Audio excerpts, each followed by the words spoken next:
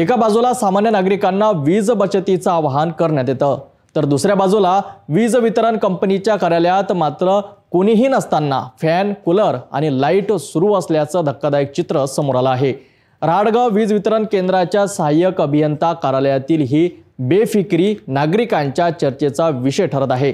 लोकांना दिवसभर लोड शेडिंगचा त्रास सहन करावा लागतो, पण सरकारी कार्यालयात विजेचा असा अपव्यय कसा चालतो हा मोठा प्रश्न आहे। राहडगाव येथील महाराष्ट्र राज्य वीज वितरण कंपनी मर्यादितच्या सहाय्यक अभियंता कार्यालयात नागरिकांना कामानिमित्त भेट द्यावी लागते। मात्र या कार्यालयात कुणीही नसताना फॅन, कूलर आणि लाईट सुरू असल्याचं पाहायला मिळालं।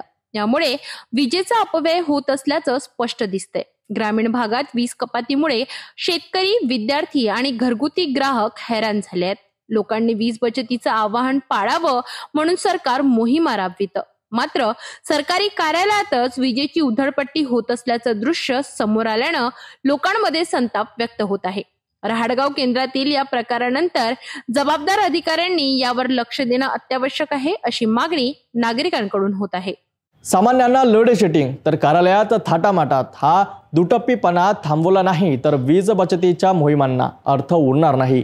आता या बेफिक्रीवर कोण कारवाई करणार हे पाहणं महत्त्वाचं ठरेल।